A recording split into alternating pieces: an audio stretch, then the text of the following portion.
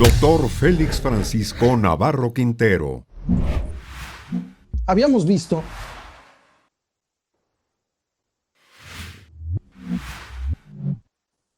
que las partes básicas y deseables que debe de contener un dictamen, y esto va a ser importante al momento de que ustedes como partes vean ese dictamen o ustedes como expertos forenses también tengan la necesidad de rendir un dictamen.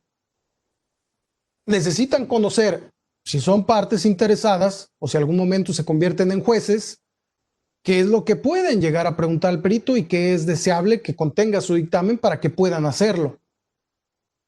Si ustedes son el experto, pues también entonces, si su inclinación es hacer peritos judiciales, conocer qué es lo mínimo deseable que debe de tener un dictamen. Habíamos comenzado nosotros por la introducción.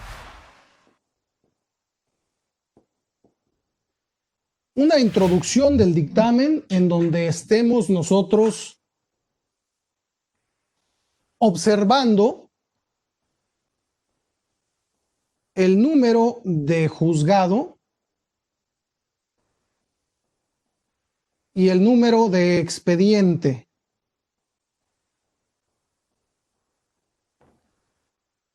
En cuanto al número del juzgado, podemos nosotros también ver un dictamen que en lugar de juzgado diga junta laboral, que en lugar de juzgado diga tribunal, que en lugar del juzgado diga segunda sala de la Suprema Corte. Es decir, va a depender de dónde se está entregando, exhibiendo, a qué dependencia ese dictamen. El número de expediente también en algunos casos puede encontrarse como amparo indirecto, amparo directo, incidente número tal. Sabemos de la existencia de estos otros números también. Y luego tenemos aquí las generales del experto, en donde vamos a observar sus cédulas profesionales, donde vamos a observar también los documentos en términos generales con los que acredita ser experto.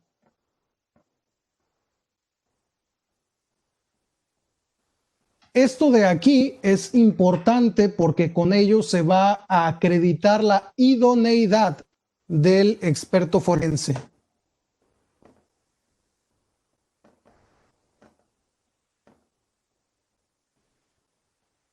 Luego, otra de las cosas que deberemos observar son el apartado de antecedentes.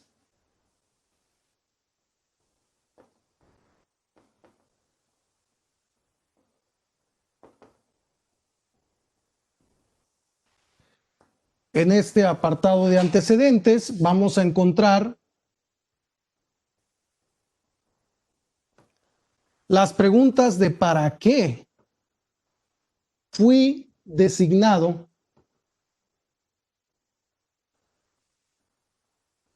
en el juicio?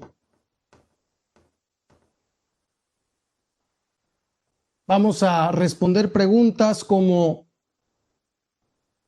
¿quién ofreció la prueba? ¿Dónde se localiza dicha prueba?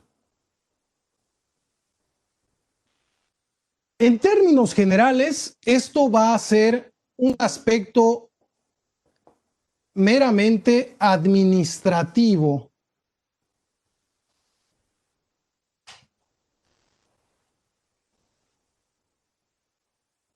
En la primera parte de la introducción, entonces van a decir que ustedes son expertos en esa especialidad porque se posee la profesión idónea, las cédulas profesionales están con efectos de patente para que ustedes puedan ejercer, lo cual cobra trascendencia aquí en Jalisco, necesitando forzosamente la cédula profesional del Estado para ejercer con efectos de patente la profesión.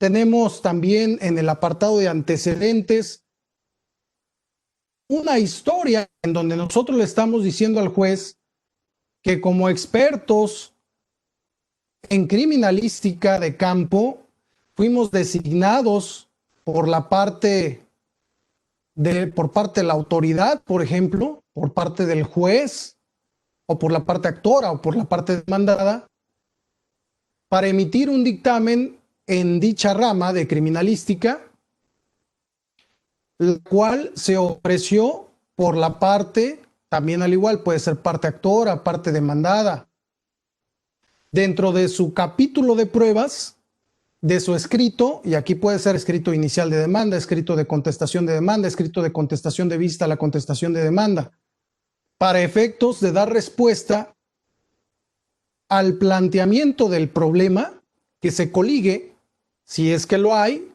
del cuestionario pericial y de su ampliación si existiese y si nuestra ley lo permitiera también, nuestra ley procesal que regula esa materia.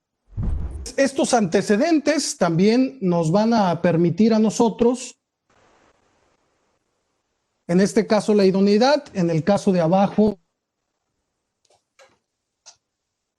la pertinencia. Si la prueba pericial ha sido pertinente. A esto le vamos a llamar el apartado A, para efectos de que podamos dar hilación a los siguientes conceptos. En esta parte B, continuamos entonces con lo que sigue después de estos antecedentes. Escuchamos por ahí que vamos a resolver un planteamiento del problema que se coligue de un cuestionario pericial. Entonces, podemos nosotros intuir que la sección que sigue, que la sección posterior a esta, es la de planteamiento del problema.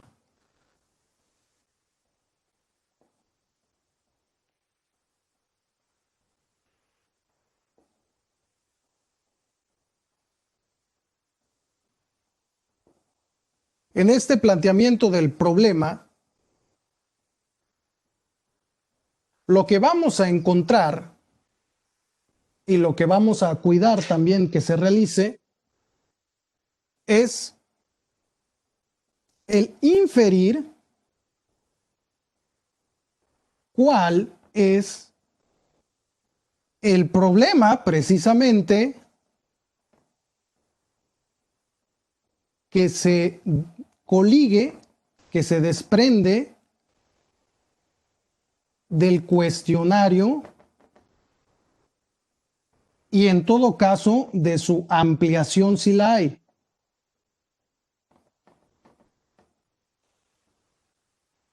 Estamos abordando las materias que son las de el más estricto derecho posible, porque si ustedes llegan a dominar estas materias que son las más estrictas, las demás pueden resultar más sencillas de comprender, como el caso de materia penal. En el caso de materia penal, únicamente bastará que exista la petición por parte de la autoridad hacia el perito para que emita un dictamen respecto de una incógnita o de este planteamiento del problema, como puede ser si el agente vulnerante que se encontró en el lugar de intervención, esto es, si el cuchillo que está en donde mataron a alguien, posee sangre que no sea nada más de ese sujeto o de ese cadáver, sino de su agresor. O cuántos son los diferentes tipos sanguíneos que pueden llegarse a encontrar en ese cuchillo.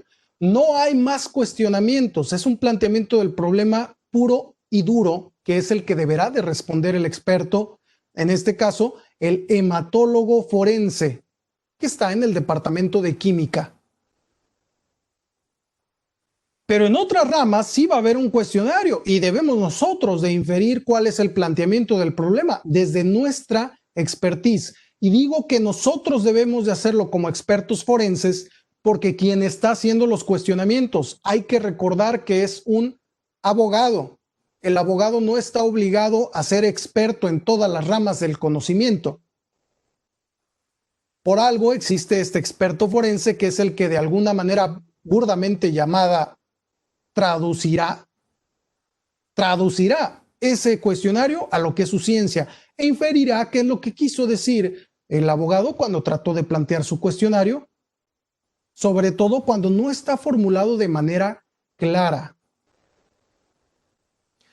Entonces, hay otras cuestiones que pueden resultar a ser parte de este planteamiento del problema, como lo son los acuerdos del juez de acción o de omisión.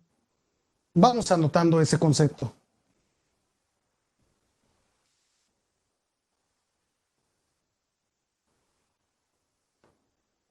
Acuerdos de acción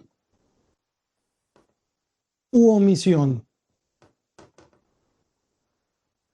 En el transcurso de un juicio, en el transcurso de la secuela procesal, en el transcurso de la sustanciación del juicio, y digo todos estos sinónimos porque los podrán escuchar y básicamente significan lo mismo.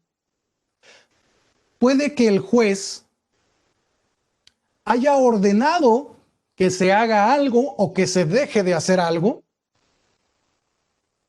que en un principio había sido tomado en cuenta para que se hiciera en ese cuestionario.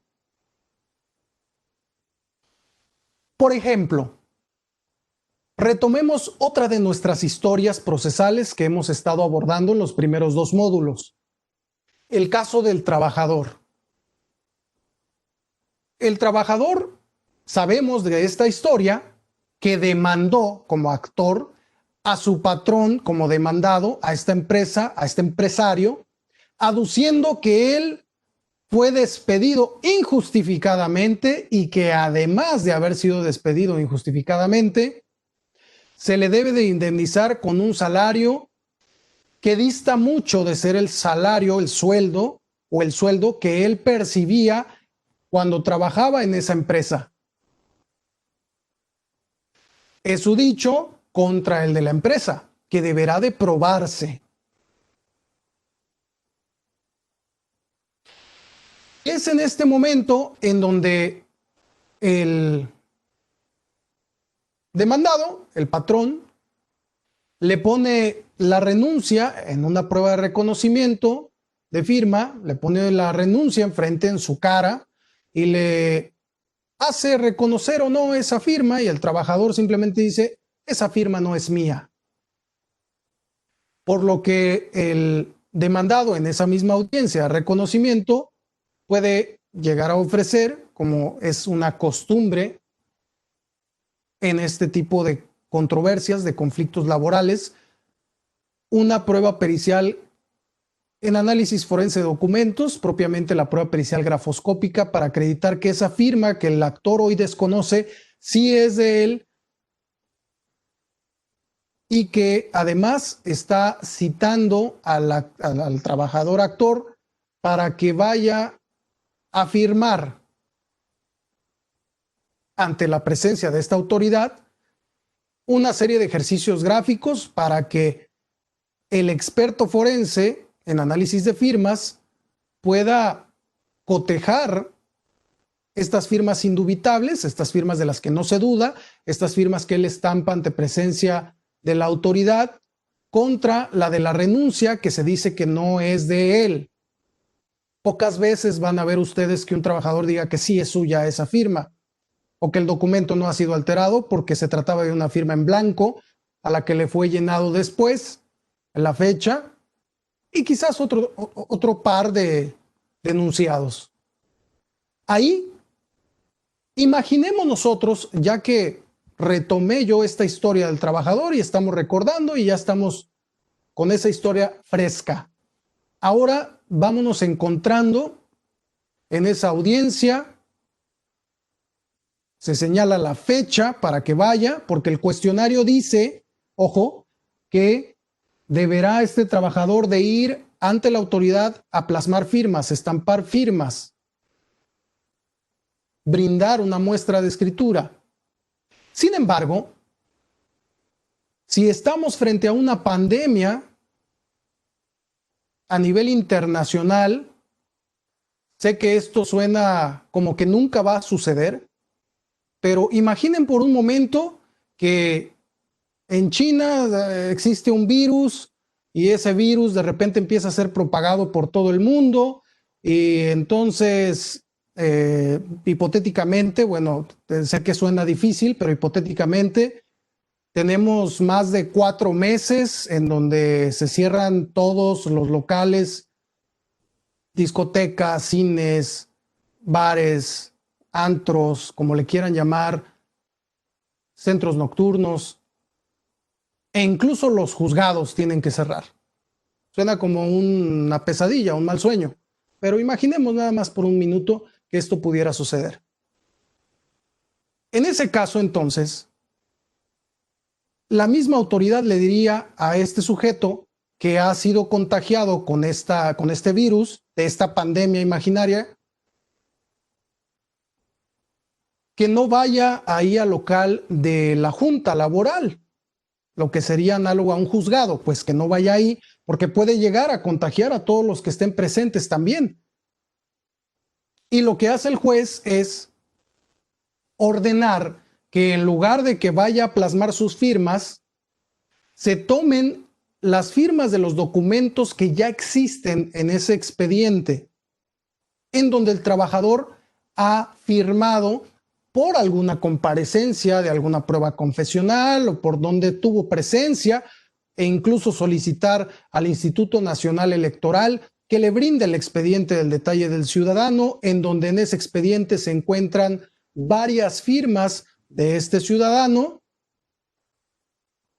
y además se giren oficios a Secretaría de Movilidad, donde están las firmas, donde solicitó también el mismo trabajador, actor, su licencia de chofer. Que se giren oficios a la Secretaría de Relaciones Exteriores, donde solicitó su pasaporte. Que se giren oficios al archivo del Registro Civil del Estado, en donde ha fungido como testigo en diferentes actas y en donde obra su firma en su acta de matrimonio o en el nacimiento de sus hijos. Que se gire oficio al archivo de instrumentos públicos, donde ha firmado también escrituras públicas. Es decir, no hay impedimento para que este sujeto, a pesar de que no vaya a plasmar firmas, a estampar su muestra de escritura, pueda brindarse al experto en análisis forense de documentos, análisis forense de escritura y firmas, grafoscopía, una serie de muestra indubitable que es incuestionable, que no se tiene duda que es de él, porque ha sido plasmada ante una autoridad en el ejercicio de sus funciones o que incluso puede hasta llegar a tener fe pública, para que se compare esa muestra. En este ejemplo, que pareciera ser muy largo, pero que ojalá pueda resultar ilustrativo, lo que podemos rescatar es que el juez ordenó que se hiciera otra cosa tendiente a la integración y desahogo de esa prueba pericial en análisis de firmas y documentos. Él modificó, el juez o el presidente de la Junta Laboral modificó el sentido de cómo se va a desahogar esa prueba. La legalidad o no del acto, esa es otra historia, muy diferente. Lo que les puedo decir es que si consentimos un acto de autoridad, nos estamos subordinando a ese acto y tenemos que acatar ese acto para no caer en un desacato a la orden judicial. Entonces es importante observar cuáles son los acuerdos de acción, en este caso, o de omisión. Se nos brinda la orden a los expertos de que como acción se vaya a estas dependencias y como omisión se omita la muestra de escritura y firmas que primero se había ofrecido acá arriba. Este es solo un ejemplo de los muchos que puede haber en donde estamos abordando y analizando cómo es que se puede tener acuerdos de acción y omisión que cambian el sentido de la integración de esa prueba, mas no el fondo de la misma. El sentido de la misma es ver si esa firma es o no es. Eso no ha cambiado, solo cambió la manera en la que se va a integrar. Y después de que se tiene este planteamiento del problema, vamos a justificar y hablar del objetivo de la prueba. En el caso de la justificación de esta prueba, necesitamos informar por qué utilizo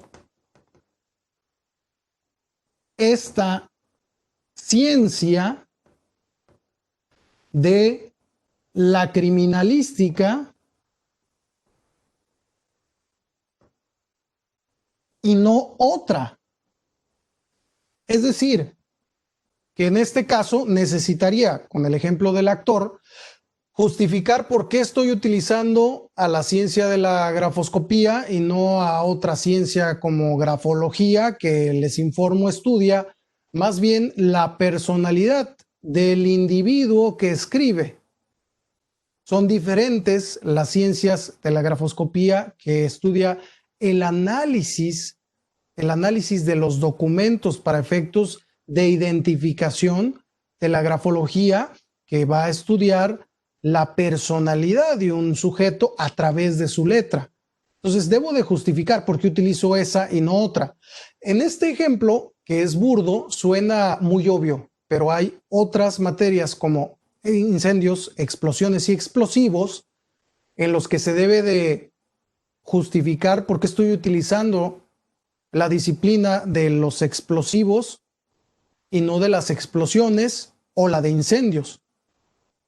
Entonces, aquí es importante que esta justificación se dé y el objetivo será que voy a resolver partiendo del planteamiento del problema, qué es lo que se va a resolver. En el caso de las explosiones, pues lo que se podría resolver es si en un juicio administrativo se llega a un espacio que se pretende habilitar para que se almacene gas licuado de petróleo. En ese caso, mi objetivo puede llegar a ser establecer si son seguras las condiciones, tanto del contexto social como de otros tantos, si cumple con las normas oficiales mexicanas y otras, y con ello entonces estar dando respuesta a el tema del objetivo de mi dictamen desde el punto de vista científico. En el caso del trabajador actor, el objetivo será establecer si procede o no esa firma de la renuncia que el actor dice que es falsa, a su origen gráfico o tiene otro origen gráfico diferente. Lo anterior lo vamos a hilar con el C. Una vez que establecimos cuál es la justificación y el objetivo de este dictamen, lo que seguirá entonces es el procedimiento y metodología. ¿Cómo voy a proceder para poder dilucidar ese objetivo, para poder aclarar ese objetivo, para poder dar respuesta a mi problema? Vamos entonces a anotar ahora el apartado de procedimiento y metodología.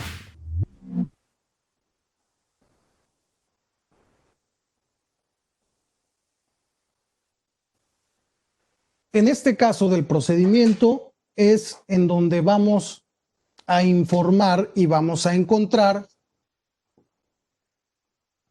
cuáles son los pasos a seguir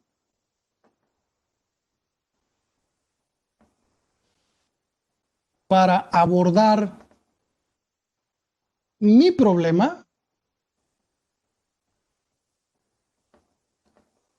y llegar a la conclusión.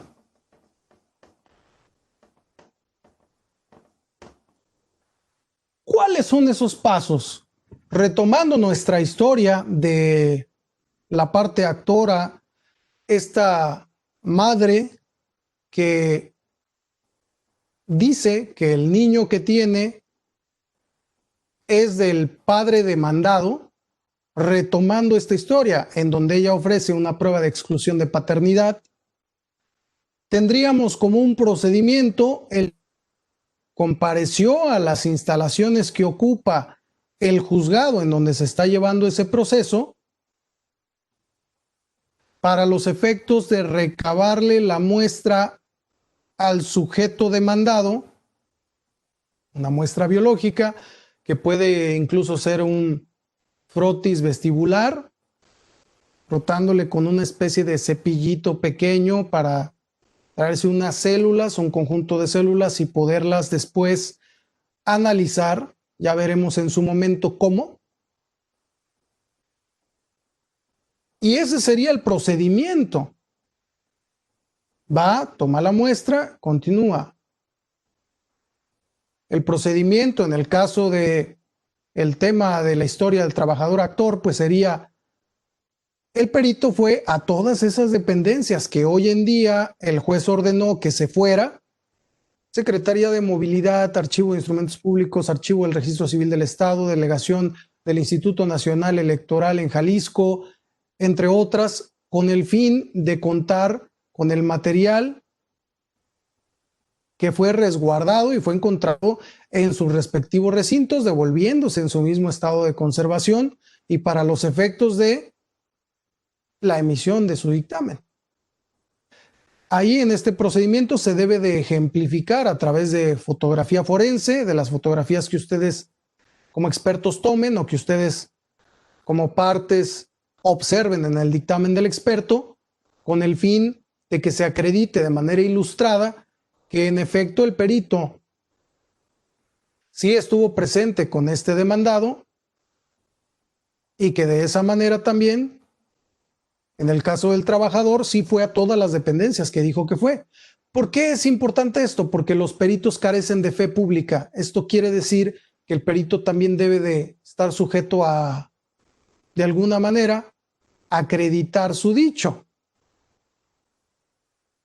Que esto no se confunda con el probar su dictamen, porque no se puede crear una prueba sobre una prueba. La prueba pericial como tal es un órgano de prueba a cargo de personas especializadas, como lo hemos dicho muchas veces, con conocimientos superiores al término medio en alguna rama de una ciencia, de un arte o de un oficio o industria. Este órgano de prueba no puede volver a solicitarse que se pruebe. Esto sería tan absurdo como pedirle a un testigo de un hecho que ahora pruebe su testimonio. Por tanto, no es tanto que pruebe que fue, es que acredite con estas imágenes dentro de su dictamen de manera ilustrada que estuvo ahí en esos lugares. Los peritos también tienen la bondad de gozar de la presunción de probidad y buena fe. Esto siempre se va a presumir, es decir, que el perito es probo, que el perito es honesto, que tiene solvencia moral y que tiene buena fe, que no está actuando con dolo, con malicia, que no está actuando de manera insidiosa. Y la presunción es que se cree de inicio que así está actuando. Y que si no se cree eso, se debe de probar por parte de las partes. Aunque suene esto cacofónico, desde luego, Es así, se debe de probar.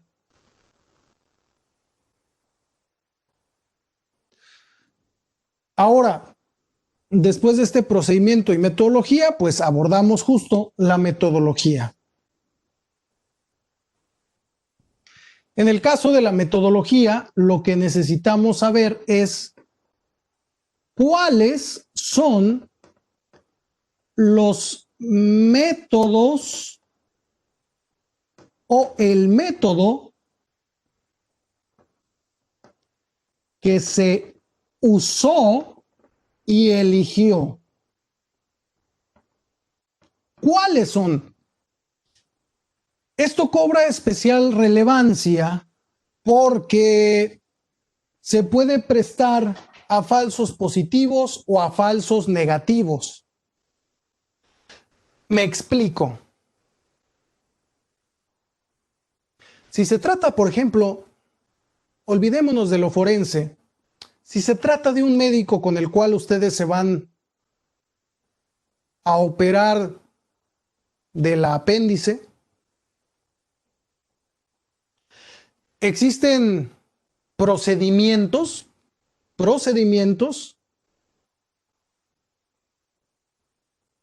en los que se necesita hacer una apertura y otros, algunos de estos laparoscópicos, en donde apenas si se hacen unos orificios para intervenir. Ambos procedimientos llegan al mismo fin. Sin embargo, unos son más actuales que otros, son más precisos que otros, son más exactos que otros, son más certeros que otros, tienen menos posibilidad de margen de error, son más falibles o menos infalibles. Y todo esto cobra especial trascendencia también porque esto, junto con la idoneidad, junto con los instrumentos, se encuentran contenidos también en un estándar de Daubert. Vamos a escribirlo.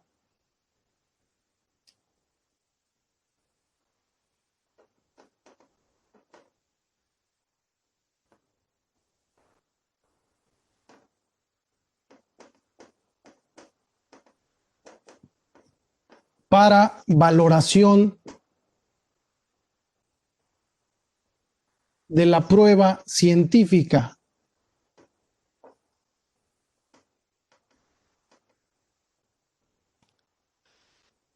Este estándar Daubert ha sido ya reconocido por magistrados de un tribunal colegiado de circuito y contenido en un criterio jurisprudencial, en una tesis aislada en la cual se habla del estándar de Daubert para la valoración de pruebas científicas,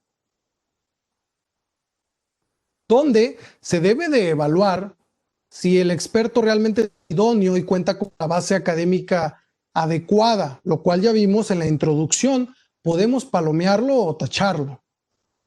También nos habla de aquellos procedimientos y métodos que se encuentren avalados por la comunidad científica internacional. Los procedimientos y métodos que se encuentren avalados por la comunidad científica internacional hoy. Ahí podemos palomear o tachar. Es importante que entendamos desde este momento quién es la comunidad científica internacional. La comunidad científica internacional son aquellos científicos que han publicado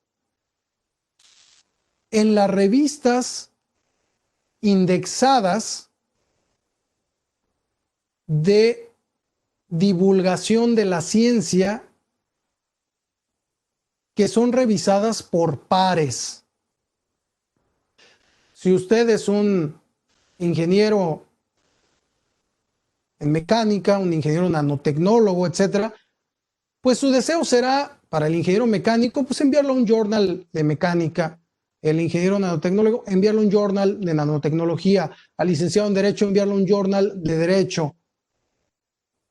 ¿Por qué? Porque lo que usted va a enviar y que usted está sometiendo al escrutinio y revisión de un jurado que va a estar conformado por sus mismos pares, esto es, por gente que tenga su misma carrera y especialidad además, para que lo revisen este artículo y le señalen en todo caso si realmente es científico o si no lo es. Por tanto, todos los artículos científicos que se encuentran publicados en revistas indexadas, como el Journal of Forensic Science, como el Journal of Chemical Analytica, como el Journal of Chromatography, todos estos, como la revista Science, son la comunidad científica internacional. Cada uno de estos journals, cada una de estas revistas a los cuales se someten estos papers y son publicados, tienen también un índice de impacto en la comunidad científica internacional. Existen unas páginas que miden este índice de impacto. Por tanto, los índices de impacto se dividen en cuadriles en los cuales, si usted publica en una revista de alto índice de impacto un artículo científico, que es diferente de un artículo de divulgación científica, quiero que quede muy claro, un artículo científico de un artículo de divulgación científica.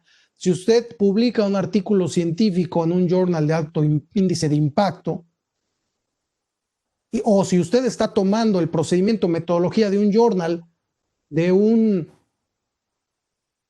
paper que lo publicó así en un journal de alto índice de impacto, pues lo más seguro es que va a estar lo más actualizado posible y además tiene usted el respaldo de la comunidad científica internacional.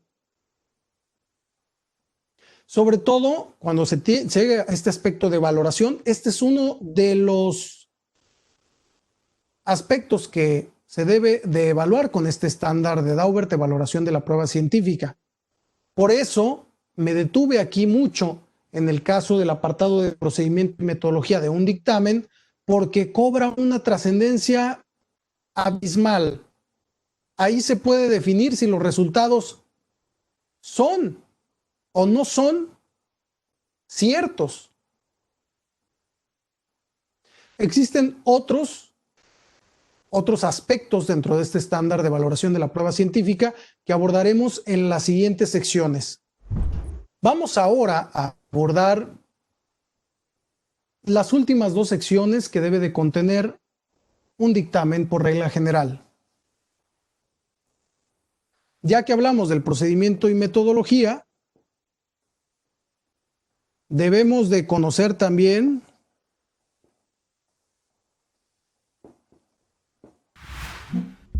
el instrumental analítico que ha sido empleado.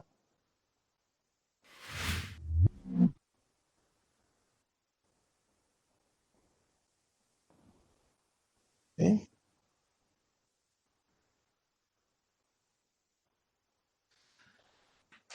Este instrumental analítico debe de contar con la marca y modelo del instrumental utilizado.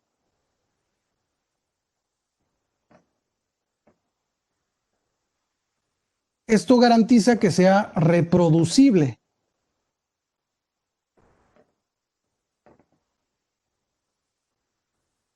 La reproductibilidad es propia de cualquier tipo de ciencia. Si es falible, también es propia de toda ciencia. Una teoría que no es refutable no puede considerarse como ciencia. En ciertos escenarios, cualquier tipo de teoría propuesta pudiera resultar ser refutable. Si no resulta ser refutable en ningún tipo de escenario, lo más seguro es que no estamos frente a un argumento científico.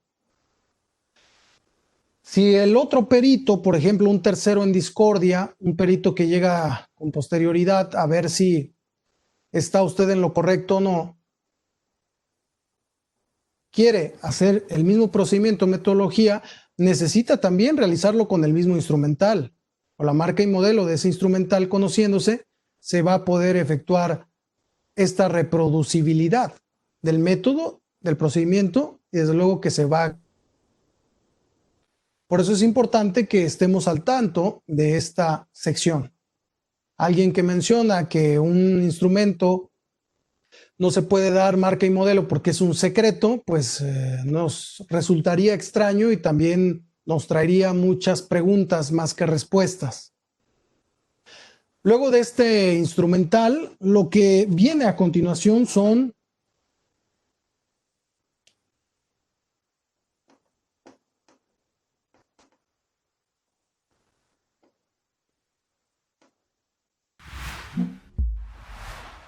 los resultados y discusión. Para el caso de los resultados y discusión, pues restará el observar la congruencia, viabilidad y coherencia de las resultas,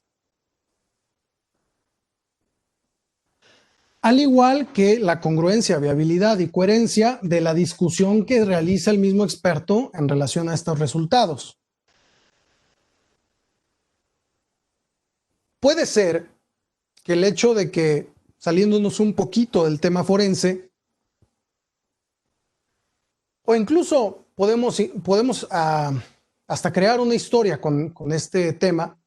Imaginen ustedes que existe un chico o chica, hombre o mujer, que los seduce. Pero este hombre o mujer, este individuo, lo que hace es seducirle y contagiarle con una enfermedad venérea que es incurable, como el SIDA, por ejemplo. Usted lo que va a hacer es demandar el daño que le ha ocasionado este sujeto, este individuo, a su persona, porque a sabiendas de que tenía el virus de inmunodeficiencia humana, se lo contagió a usted a sabiendas de eso, y usted, para probarlo, entonces ofrece una prueba pericial en biología también, a través de un químico farmacobiólogo, quien va a realizar una prueba de reacción en cadena de la polimerasa, una prueba PCR, para acreditar que tiene usted el virus de la inmunodeficiencia humana, e incluso le va a decir que cepa del virus es, gracias a los avances de la tecnología. Estamos hablando de un procedimiento moderno, estamos hablando de una metodología que va a utilizar también el químico, estamos hablando de que la misma se puede saber qué instrumental utilizó, qué marca y modelo, incluso si el laboratorio está certificado por la norma ISO, por EMA, por la entidad mexicana de acreditaciones, con lo cual, pues este perito va, en lo que se dice coloquialmente, caballo de Hacienda. Este perito va muy bien. Se pueden ofrecer otro tipo de pruebas, como pueden ser la documental privada, una impresión, por ejemplo, de las conversaciones de alguna red social, de WhatsApp, de Facebook Message, de Direct Message, en algún otro, en alguna otra red social como Twitter, como Instagram, Snapchat, usted menciónelo. Se realiza una certificación de este hecho con un notario público y se ofrece además una prueba pericial en informática forense para acreditar que ese número que le corresponde a esta persona que lo infectó de VIH es aquel que le envió los mensajes tendientes al encuentro íntimo. Asimismo, se pueden ofrecer otro tipo de pruebas como las testimoniales, testigos que hayan visto, no de oídas, no de que les contó usted, sino que hayan visto que, por ejemplo, llegaron a un motel o se vieron en alguna fiesta y se fueron a lo que pareciera que era un encuentro íntimo. Se pueden ofrecer diverso abanico probatorio, no nada más aquel de que se encuentra usted actualmente infectado por VIH, que es un cero positivo, por ejemplo. Esa nada más es una prueba más de todas aquellas que usted va a ofrecer. En este caso, pues también le tocará a la otra parte defenderse para efectos de primero, pues acreditar quizás que él no tuvo relaciones con esta persona de entrada, para acreditar que jamás la contactó o lo contactó, entre otras, ¿no? Cada quien aquí vemos que tiene intereses contrarios, con lo cual tenemos una controversia, con lo cual tenemos un litigio. Estos intereses contrarios a veces son compatibles, otras veces son incompatibles.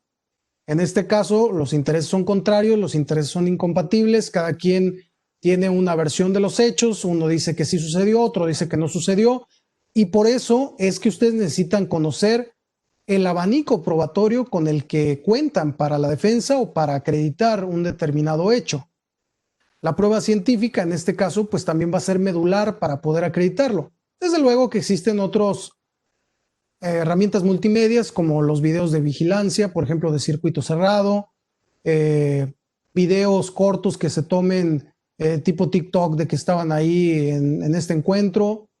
Hay muchos descuidos también que pueden favorecer el que una persona pueda llegar a acreditar esta lamentable situación. Suponga que la otra parte le ofrece una prueba pericial similar, pero lo va a hacer con la prueba ELISA.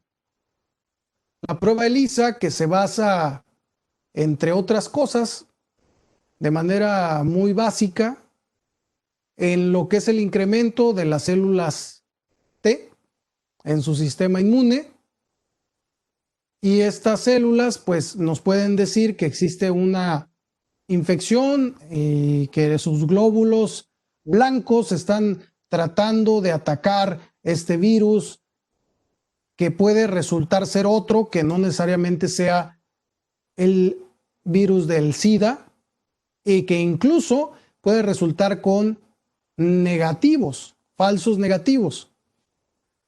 Pero ambas pruebas van a tener una conclusión. El primero concluirá que sí tiene el virus de inmunodeficiencia humana, con tal cepa.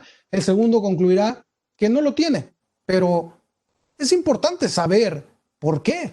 En este caso, no es que el perito esté mintiendo, es que el perito está utilizando una metodología y un procedimiento con un instrumental que no es específico, que no es preciso para podernos informar con absoluta confianza si tiene o no tiene el SIDA. Por eso se le llama esto la prueba inicial, para después proceder a una prueba confirmatoria como el famosísimo Western Blot o esta de PCR que en la actualidad se utiliza. Con este ejemplo lo que busco es hacer mucho más claro el que se debe de observar con la mayor importancia el procedimiento, metodología instrumental que utiliza el experto. Vamos a ver la valoración de los resultados entonces. Aquí es donde se debe de conocer qué aspectos son los fundamentales para concluir, para sustentar su conclusión.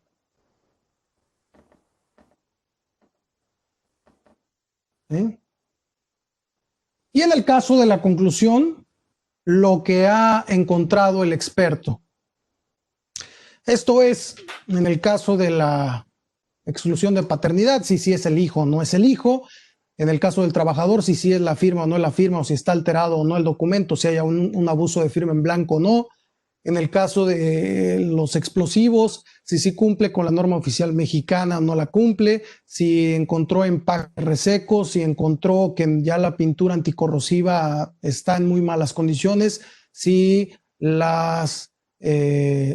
los puntos de soldadura ya están picados, ya están deteriorados, ya hay un peligro inminente, todo eso se va a construir.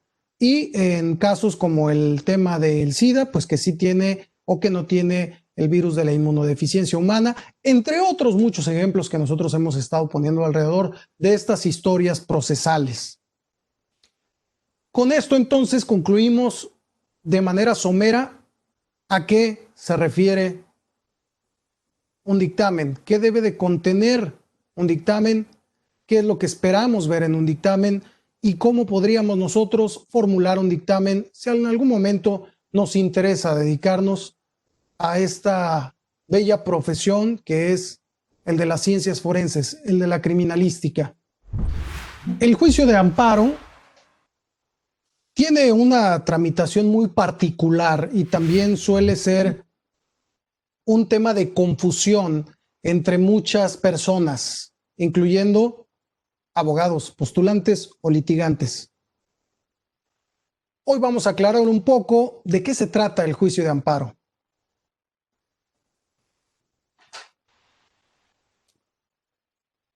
Tenemos diferentes tipos de autoridades.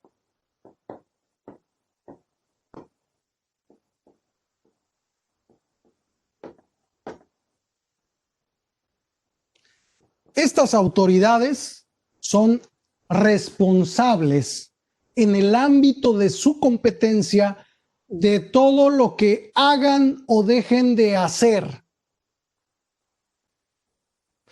Son responsables de la acción o de la omisión que ordenen o ejecuten. Estas autoridades pueden ser de índole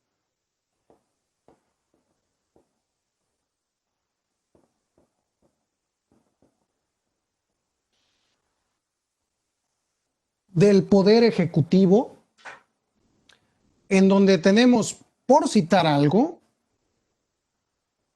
la Secretaría de Movilidad, también conocida como Secretaría de Transporte. Depende mucho del estado de la República al que vayamos, qué nombre se le da a esta dependencia, pero con esto pretendo que contextualicemos dónde nos encontramos parados. El Poder Ejecutivo entonces va a tener a la Secretaría de Movilidad o de Transporte que va a detenerlo en un torito. Hacen un retén en donde le realizan la alcoholemia y lo detienen porque le detectaron que está por encima del límite permitido. Con ello, debe usted de pagar una sanción administrativa con su presencia en el curva.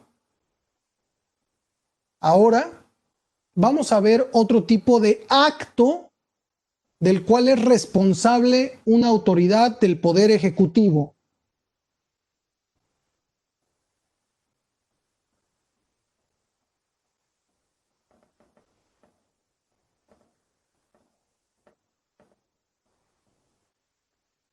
Otro acto del Poder Ejecutivo puede ser el laudo o la sentencia de la Junta Laboral.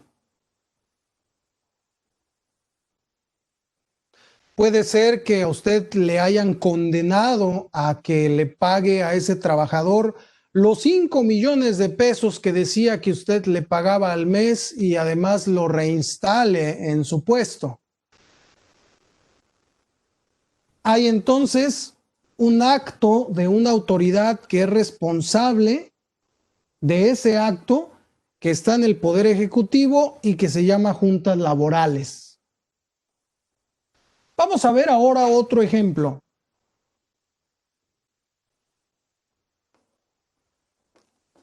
¿Qué sucede con el poder legislativo? También se trata de una autoridad que es responsable de emitir actos, de ordenar actos, de ejecutar actos, como viene siendo la ley, crear leyes, legislar es lo que ellos hacen, crear las leyes secundarias es lo que ellos hacen. Incluso, dependiendo de qué poder legislativo sea, pueden incluso crear alguna norma, alguna ley en nuestra Constitución o reformarla. Vamos a ver que el poder legislativo, tenemos el ejemplo de los diputados y senadores. Una autoridad responsable, que en este caso son los diputados, que hicieron una ley que tenía problemas constitucionales, porque la ley secundaria, la ley infraconstitucional, debe de interpretarse conforme a nuestra ley suprema, a nuestra Carta Magna, a nuestra Constitución Política de los Estados Unidos Mexicanos. Así las cosas, tenemos esta otra autoridad responsable. Nos falta una autoridad responsable que es la que muchos de nosotros identificamos de una manera más sencilla, con la que relacionamos además el amparo. Otra autoridad responsable que es el poder judicial. En el poder judicial es donde vamos a encontrar los jueces y los magistrados.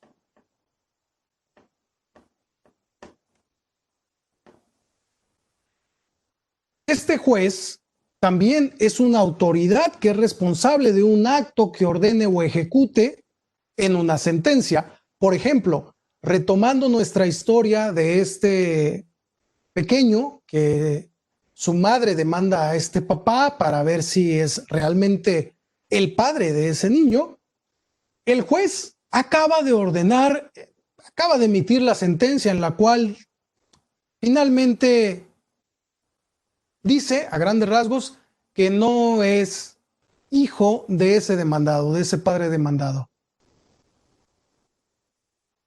Pero lo está haciendo de forma tal que le está afectando los derechos constitucionales también a la parte actora, a la mamá. Ya veremos por qué después. Ahorita quedémonos con la idea de que este juez emitió una sentencia que está afectando los derechos constitucionales, los derechos humanos de la mamá. Y el magistrado también puede emitir una determinación, una sentencia que puede redundar en alguna afectación. Por ejemplo, si en un juicio se ha demandado, retomando también la historia del inquilino que dejó de pagar las rentas, se ha demandado este inquilino y el inquilino ha ganado en razón de que el actor no pudo acreditar que se trataba del inmueble de su propiedad, el que estaba habitando este inquilino. ¿Por qué? Porque por alguna razón el juez no tomó en cuenta la prueba y se fue a que lo conocieran los magistrados. Vamos a hablar de cuáles son estas instancias después, pero ahorita nos quedamos con la idea de que hubo una afectación constitucional en esa sentencia que fue emitida. Aconteciendo esto, entonces, estaríamos aclarando también que el Ministerio Público no está conformando esta llave del Poder Judicial, porque el Ministerio Público se encuentra en el Poder Ejecutivo. aunque el Ministerio Público también es una autoridad responsable, pero del Poder Ejecutivo que puede ordenar u omitir ciertos actos, la realidad es que no forma parte del Poder Judicial, aunque a veces en el colectivo nos quedamos con la idea de que es policía judicial, la policía ministerial, y con judicial lo relacionamos con el Poder Judicial. Esto no es así. También hay que aclarar esto para poder pasar a lo siguiente. Navarro Periciales.